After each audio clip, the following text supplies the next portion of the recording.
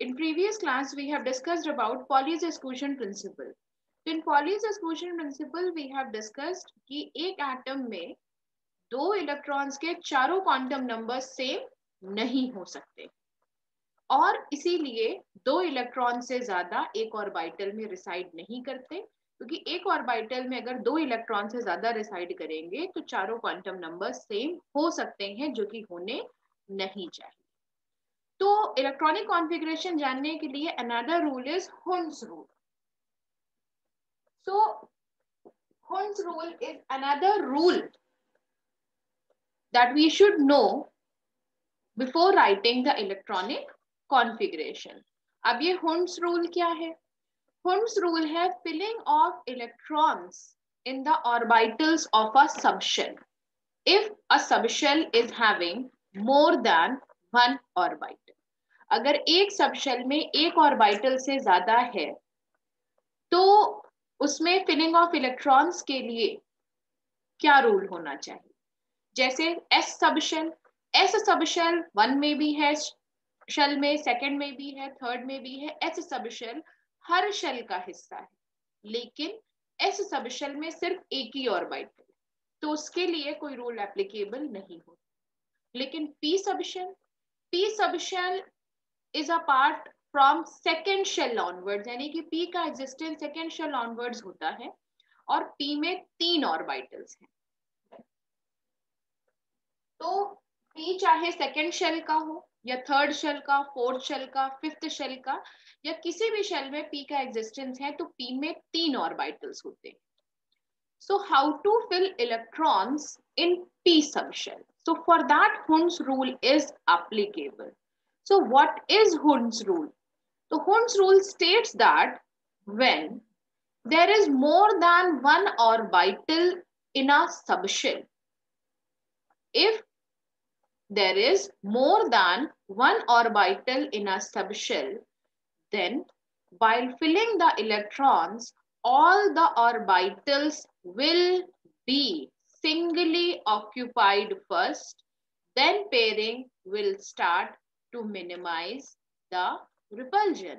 मतलब ये कि अगर किसी सबशेल में एक से ज्यादा ऑर्बिटल्स हैं तो उनमें इलेक्ट्रॉन्स फिल करते वक्त पहले हर ऑर्बिटल को एक एक इलेक्ट्रॉन ऑक्यूपाई करेगा, और जब सारे ऑर्बिटल सिंगल इलेक्ट्रॉन से ऑक्यूपाइड हो जाएंगे तब अगर इलेक्ट्रॉन बच जाते हैं, डेफिनेशन वंस अगेन, अब लेट मी कंप्लीट दैट, फिर हम रिपीट कर देंगे।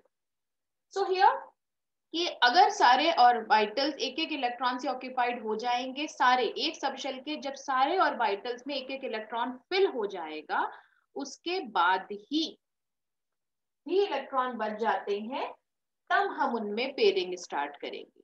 यानी कि अगर पी सबशेल में हमें 6 इलेक्ट्रॉन फिल करने हैं तो 6 इलेक्ट्रॉन फिल करने के लिए पहले सारे इलेक्ट्रॉन सिंगल से ऑक्यूपाई होंगे, तब हम उनमें पेयरिंग स्टार्ट करेंगे ताकि लोअर एनर्जी स्टेट मेंटेन रहे और रिपल्शन मिनिमम रहे। तो यहाँ पर definition I am repeating once again of Hund's rule. When there is more then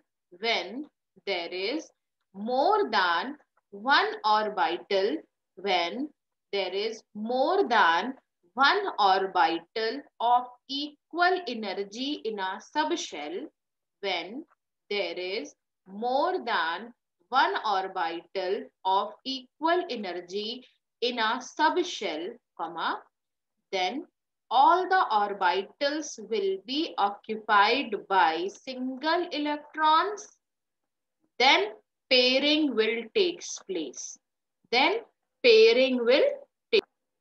I'm proceeding towards next rule, which is very important for writing the electronic configuration or for knowing the distribution of electron in a orbit, and that is Aufbau rule, which is also pronounced as Aufbau rule.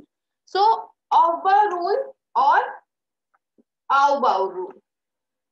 So for this we need to make, you can say, a single diagram of shells।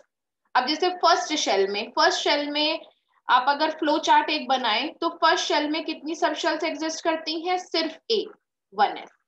Second shell में कितनी shells exist करती हैं? 2, 2s और 2p। Third shell में कितनी exist करती हैं? 3s, 3p, 3d।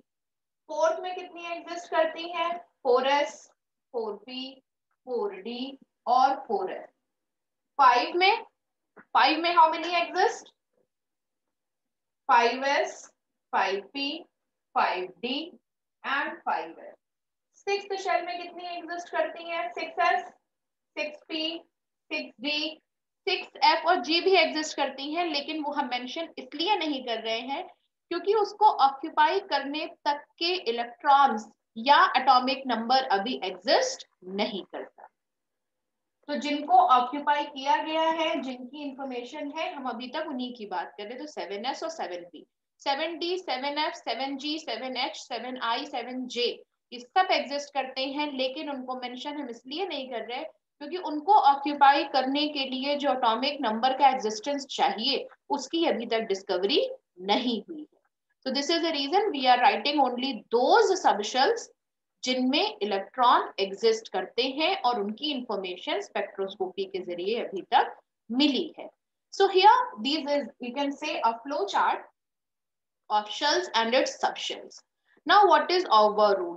Auber rule is for distributing electrons in these subshells and their orbitals. यानी कि इलेक्ट्रॉन्स इन सबशेल्स में डिस्ट्रीब्यूट करने के लिए और इन सबशेल्स के ऑर्बिटल्स को ऑक्यूपाई करने के लिए एक बहुत इंपॉर्टेंट प्रिंसिपल है और इसके दो प्रिंसिपल। अब पहला क्या है? Listen very carefully. The first principle of Aufbau rule is n+l rule कि orbitals or subshells will be filled in increasing order of n+l।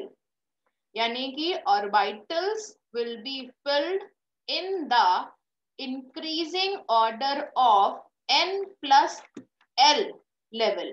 इसका मतलब ये है कि जो orbitals या subshell fill होंगी वो n+l के इंक्रीजिंग ऑर्डर में ही फिल होगी। यानी कि इलेक्ट्रॉन्स को अगर इन ऑर्बिटल्स में डिस्ट्रीब्यूट करना है तो जैसे जैसे n+l वैल्यू बढ़ती जाएगी वैसे वैसे इलेक्ट्रॉन्स उनमें फिल होते जाएंगे। अगर सबसे पहली सबशेल हमें फिल करनी है तो वो सबशेल फिल करेंगे जिसके लिए n+l वैल्यू सबसे छोटी आए। यानी कि n+l वैल्यू जिसके लिए सबसे छोटी होगी वही ऑर्बिटल सबसे पहले फिल होगा। So let us take an example 1s. अब now Jaswinder I want that you should make you unmute ताकि आप मुझे ये बता सके। तो 1s के लिए n वैल्यू क्या है? What is the n value? n. What is the n value for 1s? 1s के लिए n मतलब प्रिंसिपल क्वांटम नंबर वैल्यू है 1 और l वैल्यू क्या है? l वैल्यू s के लिए क्या होती है हमेशा? That is fixed 0। तो 1+0। 2s के लिए n+l वैल्यू क्या होगी? तो 2s के लिए n हो गया 2 और l होता है s वैल्यू, तो l s के लिए क्या हो जाएगा? 0। तो ओवरऑल इसकी वैल्यू हो गई 1, इसकी वैल्यू हो गई 2। अब बात करते हैं 2p की। नेक्स्ट क्या है? 2p। तो 2p के लिए n+l वैल्यू क्या है? 2 + 1 3। तो यहाँ पर हमें क्लियर नहीं नजर आ रहा कि n+l वैल्यू जैसे जैसे बढ़ती जा रही है वैसे वैसे ही हम ऑर्बिटल्स को फिल करेंगे। सबसे पहले ऑर्बिटल फिल होगा 1s, उसके बाद 2s, उसके बाद 2p। वैल्यू बढ़ती जा रही है तो 1 2 3, 1s के बाद 2s की फिलिंग, 2s के बाद 2p की filling. Now I am writing 3s। अब 3s की वैल्यू n+l क्या है? 3 + 0 यानी कि 3। अब हमें ये दोनों वैल्यूज सेम मिल रही है। तो here comes the second principle of Aufbau rule. अब n+l वैल्यू क्या थी कि जैसे जैसे n+l वैल्यू इंक्रीज होगी वैसे वैसे ही आपके ऑर्बिटल्स फिल होंगे। लेकिन यहाँ पर n+l वैल्यू अगर सेम आती है, अगर कोई भी दो कॉन्जिक्यूटिव n+l वैल्यू सेम आती है तो जिसकी प्रिंसिपल क्वांटम नंबर वैल्यू छोटी होगी वही पहले फिल होगा to have minimum energy state, यानी कि अगर दो वैल्यू सेम है तो जिसके लिए n वैल्यू कम होगी वही पहले फिल होगा। तो इन दोनों में से किसका प्रिंसिपल क्वांटम नंबर वैल्यू कम है? 2p का। 2 है यानी कि वो पहले फिल होगा, और जिसका principal quantum number value n की ज्यादा है वो हायर एनर्जी का है, वो बाद में फिल होगा। तो इसका मतलब अगर दोनों सेम है तो इन दोनों में से पहले 2p फिल होगा, उसके बाद 3s।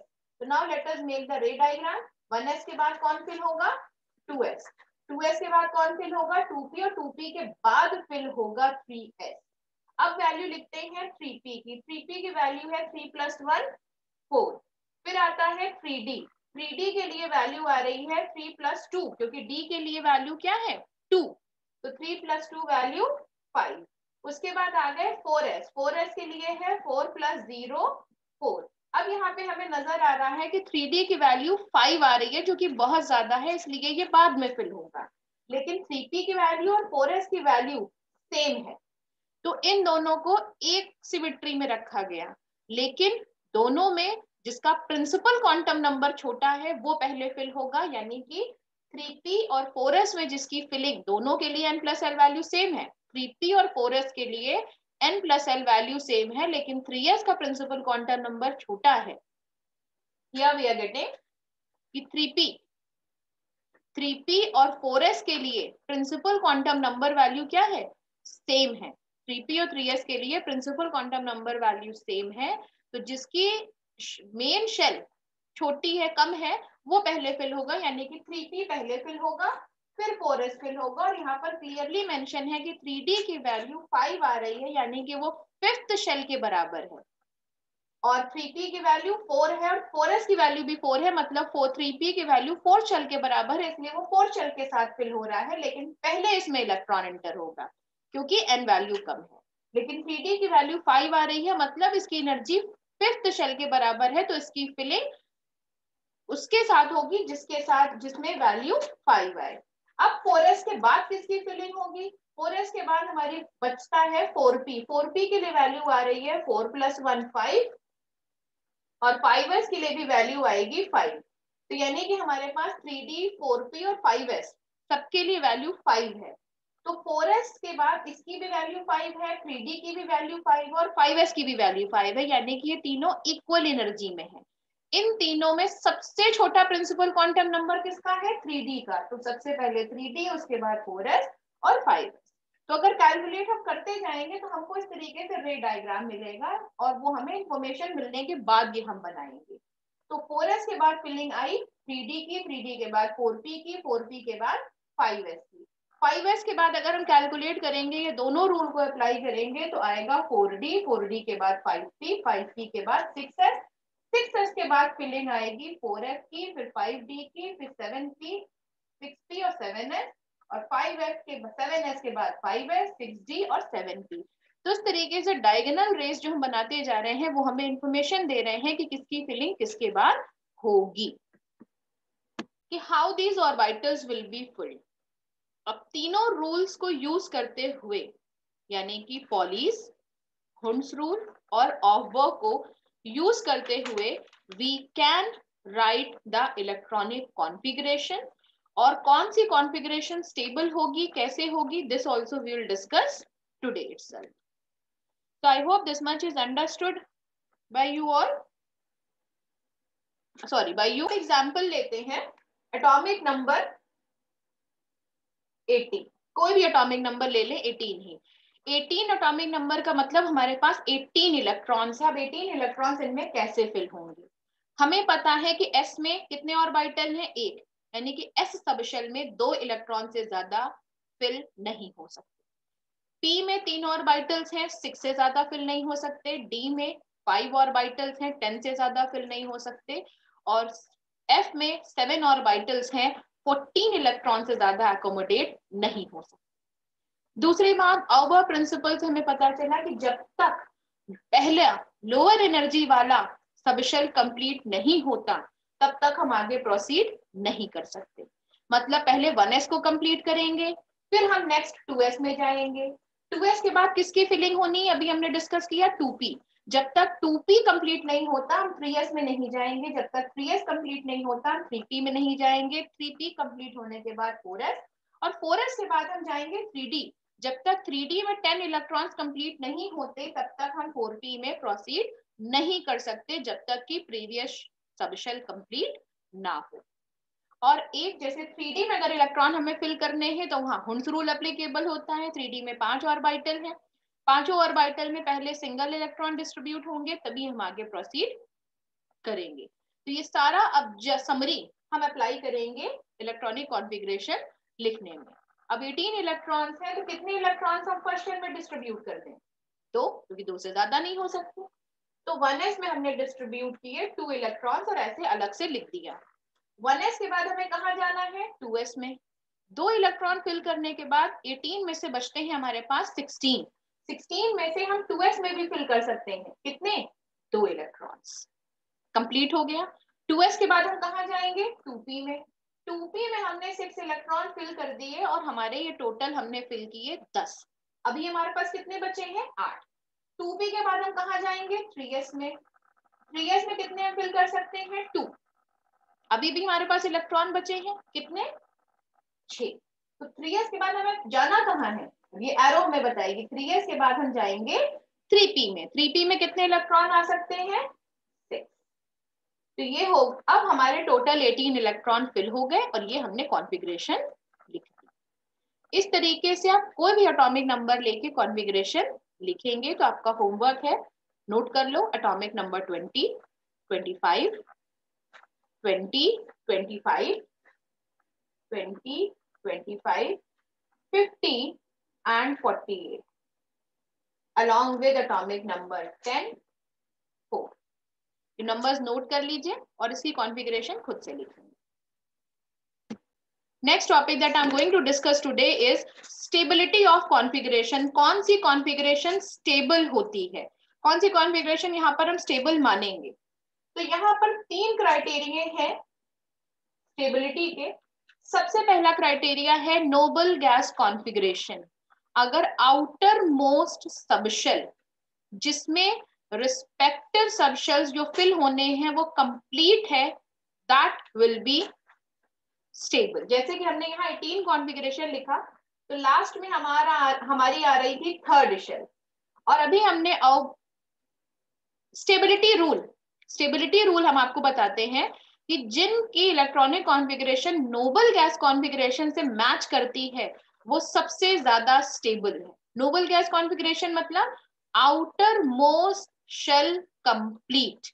अगर किसी इलेक्ट्रॉनिक कॉन्फ़िगरेशन में आउटर मोस्ट शेल कंप्लीट है then that is stable. For example जैसे अभी हमने 18 एटॉमिक नंबर की कॉन्फ़िगरेशन लिखी, तो आउटर मोस्ट शेल आ रही है थर्ड, क्योंकि highest value of n gives outermost shell. Configuration लिखते वक्त जो भी आपकी हाईएस्ट प्रिंसिपल क्वांटम नंबर की वैल्यू आएगी, यानी कि n की वैल्यू आएगी, वो आपको आउटर मोस्ट शेल का नंबर देंगे। और अगर उसमें यहाँ अब थर्ड में 3s और 3p की ही फिलिंग होनी है, 3d की तो फिलिंग फोर्थ शेल के साथ होनी थी, अभी हमने डिस्कस किया।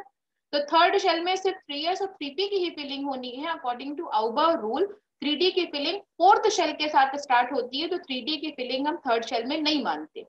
तो उसके अकॉर्डिंग थर्ड शेल यहाँ पर कंप्लीट है, क्योंकि थर्ड शेल में सिर्फ s और p ही फिल होने हैं। तो third shell is complete over here, क्योंकि थर्ड शेल के आउटर मोस्ट थर्ड शेल में 8 इलेक्ट्रॉन्स हैं। तो जिनके आउटर मोस्ट शेल में s और p कंप्लीट होंगे, 8 इलेक्ट्रॉन कंप्लीट होंगे, वो स्टेबल है। So this is the first rule of stability कि if configuration is noble then it is stable। ये रूल समझ में आ गया? या next stability rule is half filled. अब हाफ फिल्ड स्टेबल क्यों होता है?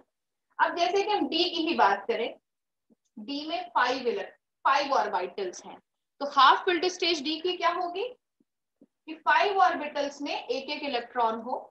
तो किसी के भी जैसे 3d5 या 4d5 कॉन्फ़िगरेशन है और ये लास्ट में आ रहा है, मतलब आखिरी सबशेल में ये स्टेज आती है 3d के लिए 3d5।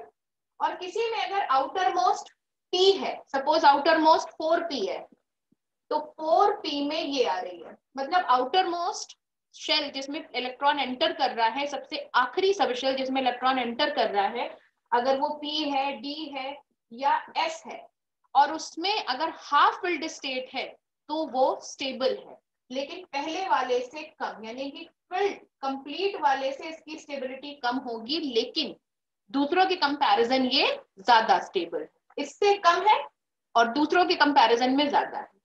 अब इसका रीजन भी क्यों हाफ फिल्ड स्टेबल होता है, why half filled configuration is stable, इसके दो कारण हैं। पहला रीजन है, ये एनसीईआरटी के बिल्कुल लास्ट पेज पे मिलेगा। पहला रीजन है सिमेट्रिकल डिस्ट्रीब्यूशन ऑफ एनर्जी, मतलब कि ये एक ही सबशेल को बिलोंग करते हैं और इन सभी ऑर्बिटल्स जिनको एक एक इलेक्ट्रॉन ने ऑक्यूपाई किया, सभी की एनर्जी बराबर है। तो symmetrical distribution of energy makes it stable, कि सभी ऑर्बिटल्स की एनर्जी बराबर है और सभी में एक एक इलेक्ट्रॉन है, तो सब में सेम एनर्जी है, तो ये एक लोअर एनर्जी स्टेट एटम को स्टेबिलिटी प्रोवाइड करती है in comparison to full, you can say incomplete. अगर 3d6 है तो 3d6 में इनकम्प्लीट शेल आई, तो इसके कंपैरिजन 3d5 स्टेबल है क्योंकि एक एक इलेक्ट्रॉन ने ऑक्यूपाई किया है और एक ग्रेटर स्टेबिलिटी को दे रहे हैं। और रूल क्या है, सिमेट्रिकल डिस्ट्रीब्यूशन ऑफ एनर्जी, क्योंकि एक एक इलेक्ट्रॉन ऑक्यूपाई होने से यहाँ पर सभी ऑर्बिटल्स में बराबर का डिस्ट्रीब्यूशन है और सभी की एनर्जी बराबर हो जाती है। लेकिन वहीं अगर हम 3d6 लिख दें तो सब ऑर्बिटल में अब इलेक्ट्रॉन बराबर नहीं है, सबकी एनर्जी बराबर नहीं है, तो ये अनस्टेबल कंडीशन है, लेकिन ये स्टेबल है। दूसरा रूल है एक्सचेंज एनर्जी। एक्सचेंज एनर्जी का क्या मतलब है, सभी ऑर्बिटल की एनर्जी बराबर, सभी में एक एक इलेक्ट्रॉन है, तो अगर इस इलेक्ट्रॉन को यहां जाना है, इस इलेक्ट्रॉन को यहां जाना है, इसको यहां जाना है, तो अपनी position with in the subshell change करने के लिए हाफ फिल्ड स्टेट में अलग से एनर्जी एब्जॉर्प्शन नहीं है। इनमें एक्सचेंज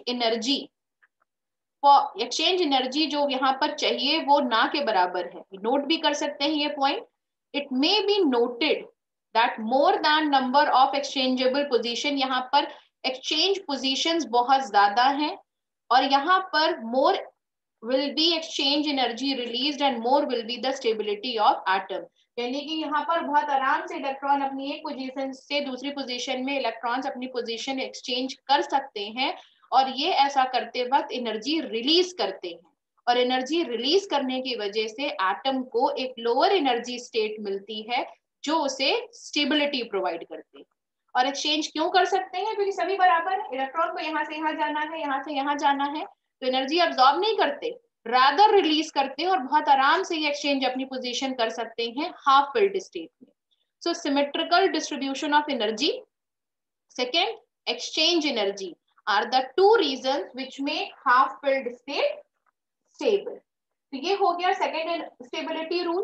और तीसरा स्टेबिलिटी रूल नोट करेंगे। तीसरा स्टेबिलिटी रूल है कि अगर आउटर मोस्ट सबशेल अगर कंप्लीट है तो वो स्टेबल है।